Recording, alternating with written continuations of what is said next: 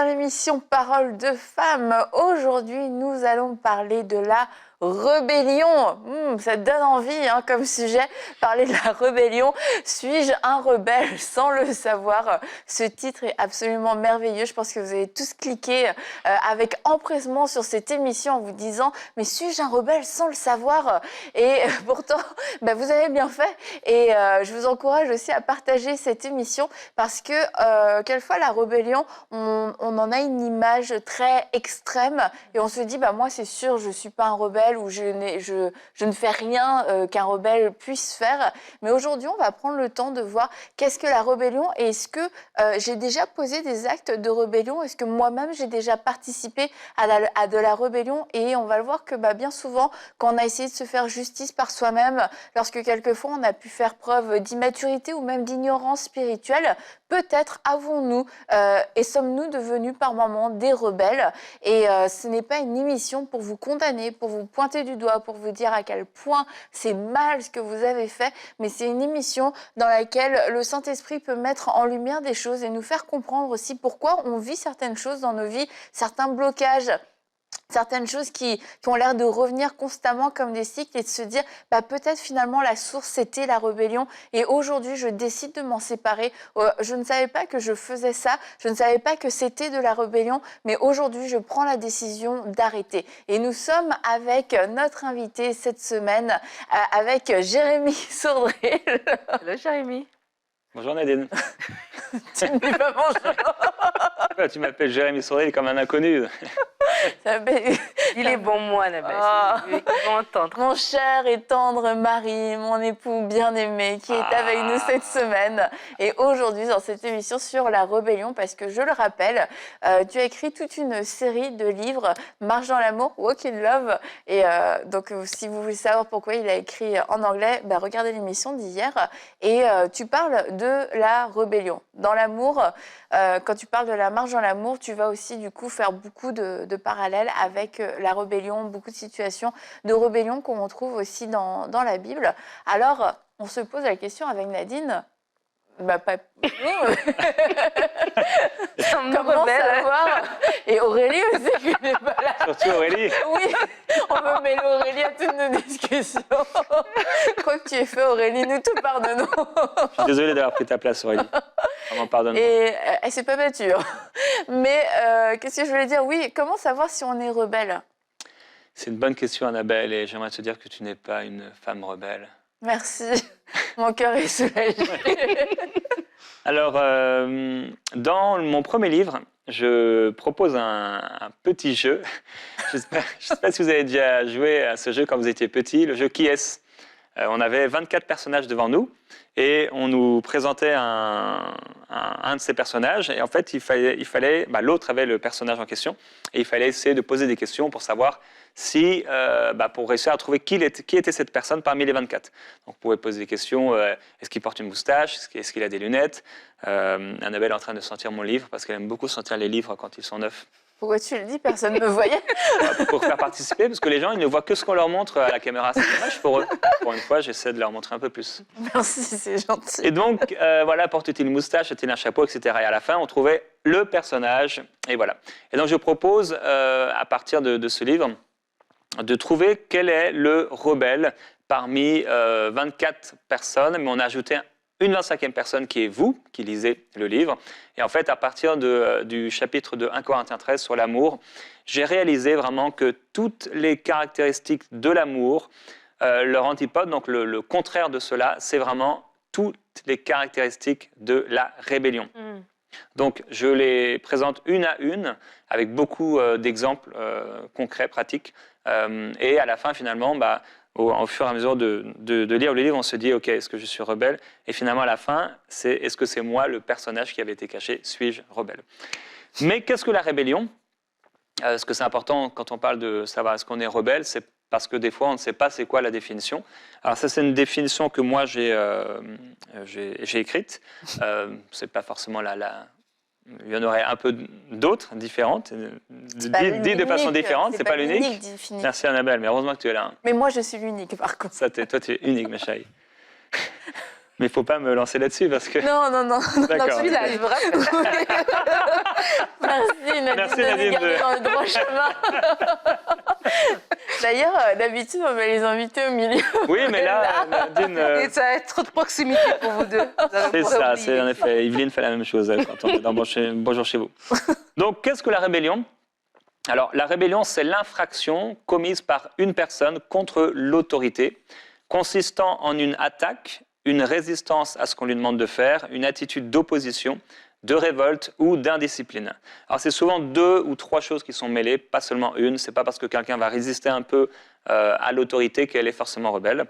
La Bible ajoute à cette définition le détachement à l'autorité, l'obstination et la désobéissance. Et en fait, bien sûr, la rébellion, c'est le contraire de la soumission.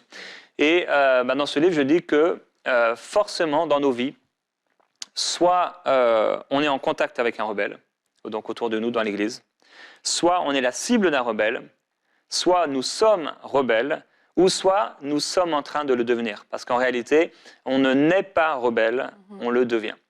Donc il arrive des situations dans nos vies où il se passe quelque chose. Parce que la rébellion, ce n'est pas seulement des actes, la rébellion, c'est vraiment dans le cœur. Ça veut dire que 2 personnes peuvent, dans la même situation, réagir de la même façon, même si la situation se passe à intervalles, donc pas en même temps. Et la même situation, la même réaction qui est mauvaise, une mauvaise réaction, l'une peut être rebelle et l'autre peut ne pas l'être. Donc, ce n'est pas seulement les actions, mais c'est vraiment d'abord ce qui est à l'intérieur du cœur. Et c'est la rébellion, elle naît dans le cœur. C'est quelque chose qui est là, qui se met à l'intérieur, il s'insère à l'intérieur du cœur et il peut être bien caché ou elle peut être bien cachée. Par contre, il va se manifester ici et là. Par exemple... Attends, juste avant de continuer, dis-moi si tu comptais le dire peut-être plus tard, mais est-ce que tu voudrais peut-être déjà faire la petite différence entre le rebelle et le loup? Ouais. Parce que quelquefois, on va se disqualifier du statut de rebelle parce qu'on associe ça forcément au loup. Et du coup, c'est sûr, on se dit, bah non, c'est sûr, je ne suis pas un loup, donc je ne suis pas un rebelle. Mais comme tu l'expliques dans ton livre, un rebelle n'est pas forcément... Attends.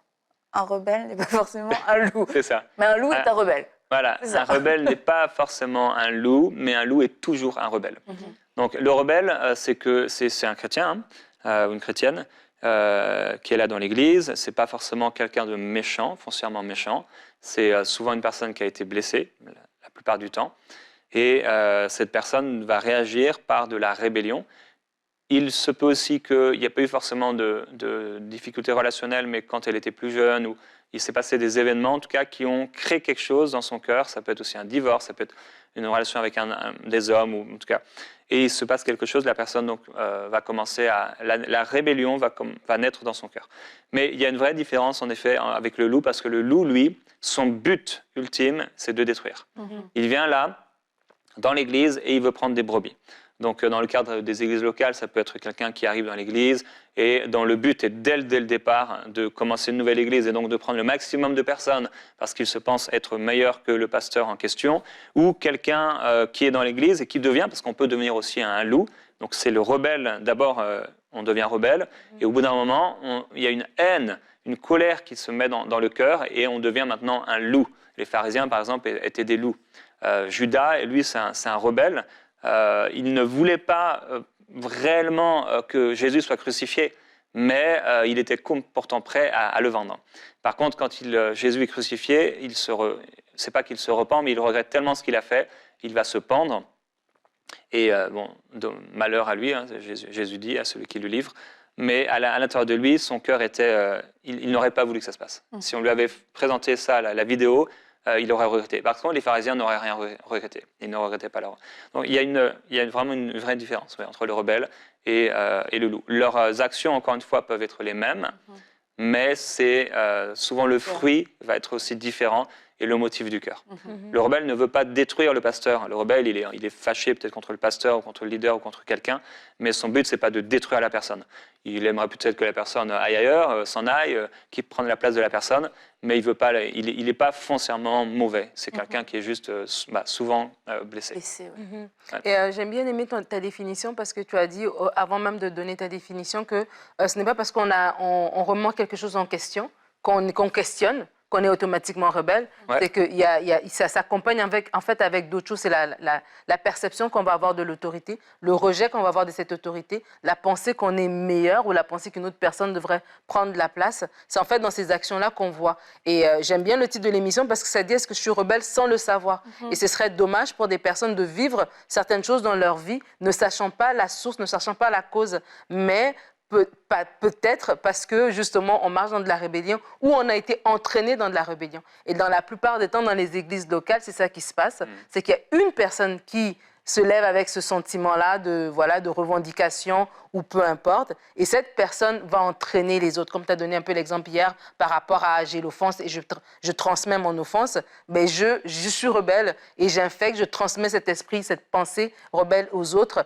Et du coup, je leur fais voir des choses dans une certaine perspective. Parce que tu as dit, c'est dans notre corps, en fait. Le même événement peut se passer, mais on peut avoir deux réactions différentes. Et la réaction du rebelle, c'est parce qu'en fait, il y a une racine en fait, dans son cœur. Et du coup, je fais voir des choses d'une certaine manière. Et là, j'arrive à lever comme ça un mouvement de personnes. Ouais. Et du coup, quels sont les symptômes de la rébellion ou d'une personne rebelle? Les symptômes, c'est-à-dire, Annabelle? Les manifestations. Les points. En tout cas, aussi pour rebondir, c'est que, comme tu le dis, on peut l'être sans le savoir. Dans le sens, oui, il y a des symptômes, mais c'est un peu comme le rejet. Il y a des personnes qui ont un esprit de rejet, elles ne le savent pas. Mais il suffit qu'elles ne soient pas invitées à un repas et que d'autres soient invités, tout de suite, ça vient appuyer sur là où ça fait mal. Et la rébellion, c'est pareil. On peut être un rebelle sans le savoir, et il suffit d'une attitude, et tout de suite, ça alerte, en fait. Donc, les symptômes, donc c'est... l'impatience, la dureté, la méchanceté, l'envie, des choses comme ça. Les symptômes. Il y en a plusieurs, donc effectivement, c'est vraiment tout ce qui est le contraire de l'amour, en réalité. Et une chose qui peut nous aider à reconnaître ces symptômes, déjà, c'est juste le principe en soi de l'autorité. Il y a des questions qu'on peut se poser. Est-ce que, pardon, mes parents, parce que cette rébellion, ce n'est pas seulement dans le cadre de l'Église, mais ça peut être dans le cadre du couple, par rapport au gouvernement. Vous avez quelqu'un, et si vous êtes quelqu'un, à chaque fois vous regardez les journaux télévisés et le président de la République ou les ministres parler, et tout de suite vous mettez à exploser, à dire toutes sortes de mal d'eux, il y a certainement un problème avec la rébellion. Si à chaque fois vous voyez un policier, vous ne pouvez pas avoir vous avez que des mauvaises pensées, il y a un problème avec la rébellion. Si vous êtes un élève de classe et il y a vous n'aimez pas les professeurs, il y a un problème de rébellion. Ou un enfant par rapport aux parents. La rébellion, elle est présente partout, en fait. Partout, partout. Et donc, si vous posez des questions comme « Est-ce que mes parents sont une autorité dans ma vie ?»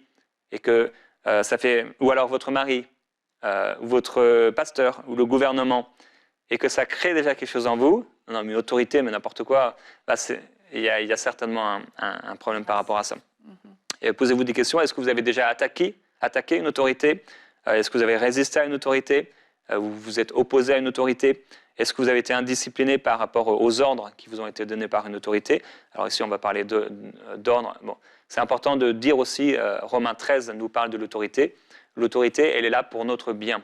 Je ne parle pas ici des autorités sataniques ou charnelles, humaines, qui sont là pour faire du mal. L'autorité a été créée, le système de l'autorité a été créé par Dieu pour le bien. Maintenant, une autorité ne fera pas toujours le bien, mais en soi, l'autorité est là pour de bonnes choses. Est-ce qu'on s'est déjà révolté contre une autorité ou est-ce qu'on s'est détaché d'une autorité? Est-ce que le mot soumission, ça fait mal à votre oreille ou à votre cœur? Ou alors ça vous ramène à des blessures, à des mauvais souvenirs que vous avez eus? Donc déjà, se poser ces questions-là, on peut se dire, OK, on a une faiblesse quelque part par rapport à l'autorité. Parce que quand on me parle d'autorité, je ne peux pas voir mon pasteur comme une autorité. C'est qu'il y a certainement une gêne. Vous savez, des fois, on peut sentir une gêne quelque part parce qu'on s'est fait mal, ou il y a un bleu. On peut ressentir une gêne quand on nous parle de ces choses-là, parce que, oui, certainement qu'il y a une racine de rébellion. Et comme tu disais, c'est vraiment une racine. Donc c'est là, mais au bout d'un moment, ça pousse, et ça peut devenir un grand arbre, et ça peut vraiment pourrir toute notre vie. Et lorsqu'on a cette racine de rébellion, une autre façon de détecter aussi, c'est quelle est notre réaction. Je pense par exemple au cas de Myriam. Myriam qui va voir son frère Moïse avancer avec le mandat que Dieu lui a donné et va questionner l'épouse que Moïse a prise, va questionner ceci, cela, et va se retourner vers Aaron pour en parler, etc. Et la Bible va nous donner en fait c'est quoi la pensée de Dieu, c'est quoi la réaction que Dieu a eue par rapport à cette situation-là. Donc nous, on parle dans l'église locale, même ça peut être aussi dans le cadre de la famille, ça veut dire que ma réaction, par exemple, devant, on va parler même demain par rapport au leader, mais vraiment ma réaction, est-ce que c'est une réaction pour plus encore dénigrer la personne, pour rattacher d'autres personnes à ma pensée, tu vois? Et quand elle s'est retournée vers Aaron, c'était pas pour que Aaron lui dise non, t'as pas, non, en fait, non, Moïse est le choisi de Dieu, et Séphira, tout va bien. C'était pour quelqu'un qui va confirmer, en fait, sa position à elle. Alors, nous, en tant qu'enfant de Dieu, comme ça, on parle de la rébellion. Si j'ai un constat, est-ce que ce constat, je cherche à ce qu'il soit défait, je cherche à recevoir la pensée de Dieu par rapport à ce constat, ou je cherche d'autres personnes qui vont me renforcer ma position par rapport à cela et dénigrer davantage le leader, la personne devant laquelle je me trouve. Que ce soit le président, chercher d'autres personnes qui pensent la même chose pour qu'on dise oui, c'est un mauvais gouvernement, que ce soit le prof d'école ou que ce soit mon pasteur, etc. Donc c'est dans des petites choses comme ça aussi qu'on voit notre cœur, il se penche naturellement, entre guillemets, vers quelle façon de penser, quelle réaction en fait. C'est des choses comme ça aussi qui peuvent nous éclairer par rapport à ce point. Ouais. Et dans le livre, je partage 15 symptômes de... Tu peux changer le mot. Je sens que symptômes, c'est pas... Ouais, ça te plaît pas. Ça dérange un peu, mais c'est pas grave. Vas-y, prends le mot 15 caractéristiques Voilà, parfait. de la rébellion. Donc on n'aura pas le temps de toutes les voir, mais peut-être on peut en voir 2, 3 déjà. Une des choses, tu as parlé d'appel et de position, tout ça. L'amour est patient, mais la rébellion va nous rendre impatients. Souvent, le rebelle, c'est quelqu'un qui est, il a quand même une attention particulière par rapport à son appel. Il est là dans l'église et il sait ou elle sait qu'elle sait prier. Peut-être elle ne le dit pas comme ça, mais moi je suis une femme de prière, je sais prier. Et voilà, et quand j'écoute les autres prier, je me dis que souvent, il pense beaucoup de choses, hein, le rebelle. La personne a mal prié. Quand je regarde mon pasteur, je vois que moi, je pourrais faire mieux. Je suis souvent dans un esprit critique par rapport à ce que les autres font. Et quelque part au fond de moi, je me dis que je ferais mieux. Et peut-être même qu'en réalité, cette chantre-là, non seulement je ferais mieux, mais c'est parce qu'en fait, elle a pris ma place. Ce pasteur, il n'est pas à sa place parce que c'est moi qui devrais être là. Et donc, la personne, le rebelle est souvent préoccupé par son appel. Et impatient par rapport à son appel. Donc pour lui, au bout d'un moment, il va même se dire que c'est les autres qui m'empêchent de rentrer dans mon appel. Comme tu disais avec Aaron, Myriam, mais Dieu peut aussi parler par nous. Et donc ils aimeraient quelque part être à la place du leader. Et on sait par contre que quand ils y sont, les choses ne se passent pas toujours comme peut-être leur imager. Parce qu'encore une fois, je crois que souvent, quand on est au cœur de ces situations-là, c'est difficile de se reconnaître parce que, comme on l'a dit, bien souvent, la rébellion naît dans la blessure. Donc, il y a pu avoir, et on va en parler demain, des erreurs peut-être de leadership, mais on est tellement aveuglé par cette erreur, par cette source d'injustice, cette mauvaise communication, qu'on ne se rend pas compte qu'on est en train de nourrir de la rébellion et qu'on est en train de glisser du mauvais côté. Et du coup, on est là en train de regarder tout le monde, tous ceux qui servent, particulièrement là où nous, on se sent appelés à servir, et de s'écouter. Prenez le temps de vous écouter. Depuis quand n'avez-vous pas béni ces gens? Depuis quand n'avez-vous pas dit du bien de ces gens? Et est-ce que votre discours, c'est plutôt, de toute manière, eux, ils ont été placés là parce qu'ils sont amis, parce qu'ils ont joué des coudes, de toute façon, il y a du favoritisme, moi, on me demande juste de faire du ménage, de m'occuper des enfants, alors qu'ils savent très bien, Et écoutez-vous parler avec humilité et avec aussi courage pour savoir ce que le Saint-Esprit veut vous révéler, parce que je sais que c'est pas facile dans ces moments-là de pouvoir recevoir ce genre de correction, parce que le sentiment de blessure, le sentiment de trahison, de mise, de rejet est fort, et du coup on peut être tellement concentré sur ce côté de victime qu'on ne se rend pas compte que nous-mêmes, on devient un peu le méchant de l'histoire. Donc encore une fois, c'est pas pour vous pointer du doigt, pour vous condamner, mais c'est pour vous amener à vivre cette délivrance parce qu'en fait, en rentrant dans ce chemin-là de la rébellion, du jugement, où on s'élève au-dessus des autres, où on ferait mieux que tout le monde, ben, c'est pas le chemin que Dieu nous appelle à choisir et c'est pas le chemin ouais.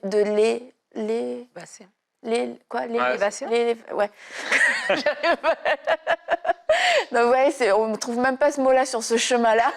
Donc c'est important que vous preniez le temps de pouvoir vous examiner et d'être sincère avec vous-même. Comme tu me le proposes si gentiment, ma chérie, je vais lire un extrait de ton livre tu veux lire pour ce premier symptôme, oui, sur le manque de patience. Parce qu'un don sans amour, aussi grand soit-il, est égal à 0 aux yeux de Dieu. Rappelons-nous que le seul fondement pour aborder le sujet d'une relation difficile est la parole de Dieu, et non un jugement ou des critères personnels.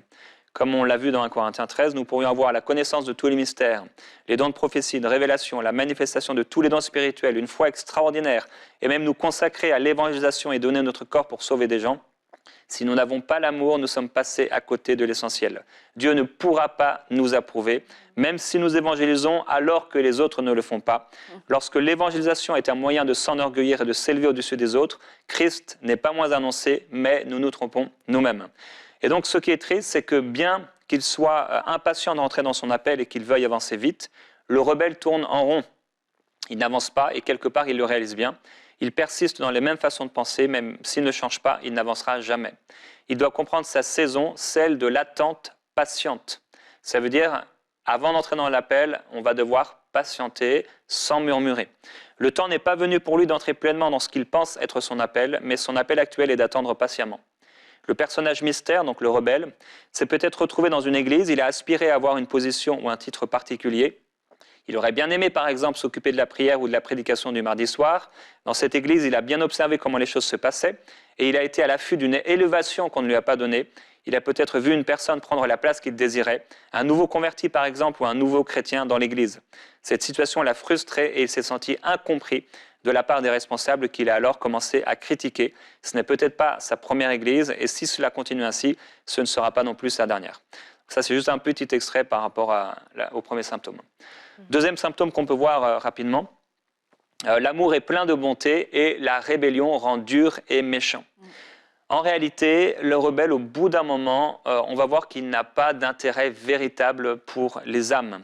On le voit très très bien chez les pharisiens qui eux sont des loups, non seulement d'être rebelles. Je me souviens en particulier d'une église dans laquelle nous étions et il y avait plusieurs nouveaux convertis qui étaient là et dans une assemblée générale, je me souviens entre autres qu'il y avait une femme qui avait accepté le Seigneur il n'y a pas longtemps. Des personnes se sont levées, prêtes quasiment à frapper le pasteur. Ils étaient en colère et je me suis dit moi j'étais jeune.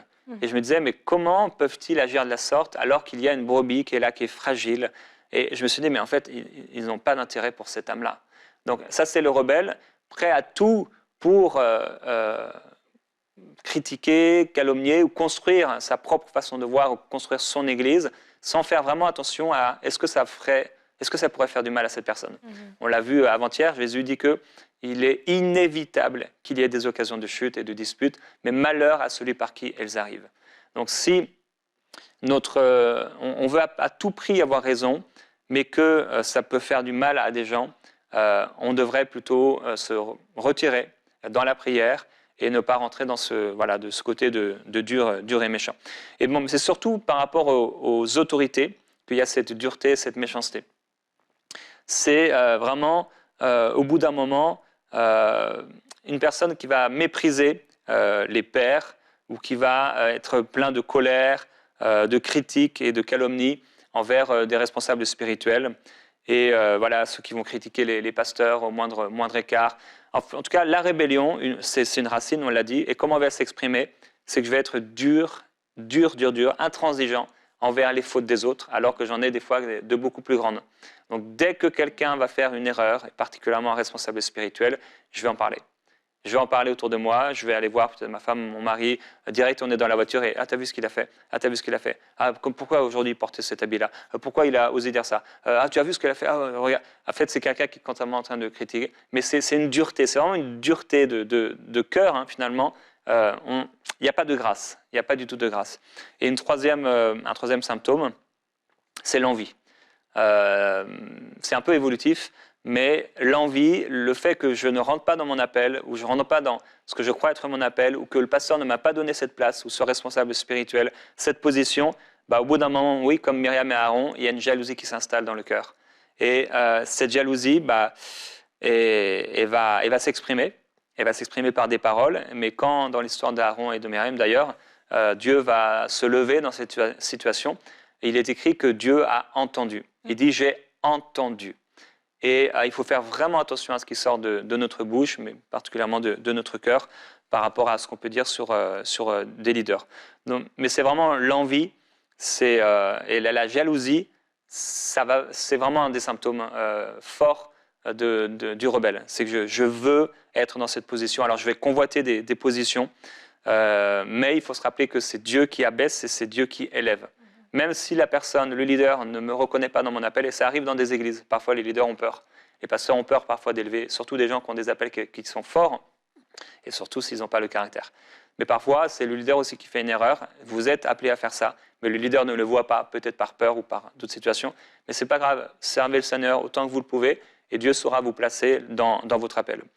Quatrième chose, peut-être pour terminer, c'est que l'amour ne se vante pas, mais la rébellion cherche à le faire. Donc, d'une manière ou d'une autre, si j'ai balayé dans l'église, il faudra que je le dise. Si j'ai évangélisé, il faudra que les gens le sachent.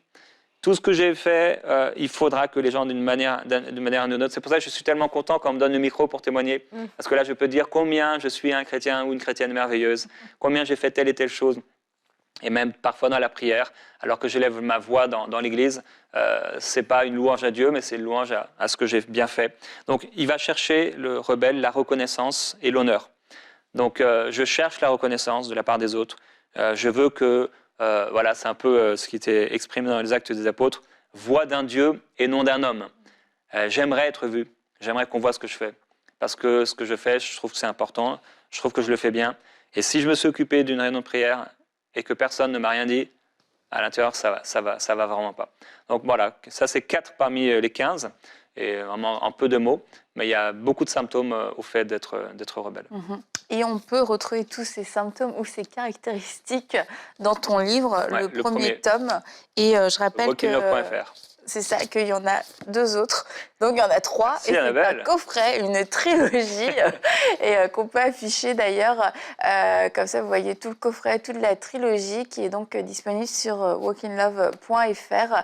Et vous pourrez avoir le temps de pouvoir méditer sur ces 15 caractéristiques ou ces 15 symptômes. Et pour terminer, alors qu'on parlait de la paix, de la dureté, de la méchanceté, c'est ça. Je veux faire cette parenthèse aussi, et pour que vous soyez conscients de ce qui se passe autour de vous, notamment sur Internet, que personne n'est appelé à avoir un ministère de dénonciation. Et lorsque vous voyez des chaînes YouTube dont le contenu est seulement de prendre les messages de tout le monde, particulièrement des gens, des ministères plus connus, que ce soit dans la francophonie ou dans les ministères anglophones, peu importe, en fait, sachez qu'il n'y a pas ce genre de ministère, que Dieu nous appelle à des ministères de l'édification et pas des ministères de destruction. Et nous avons le Saint-Esprit en nous qui nous convainc, qui nous conduit, qui nous enseigne toutes choses, qui nous dirige dans la vérité. Et nous pouvons compter sur le Saint-Esprit pour pouvoir nous diriger. Et même quand Paul a exposé des gens, il n'en a pas fait une lettre entière. Ça a été une phrase pour mettre en garde.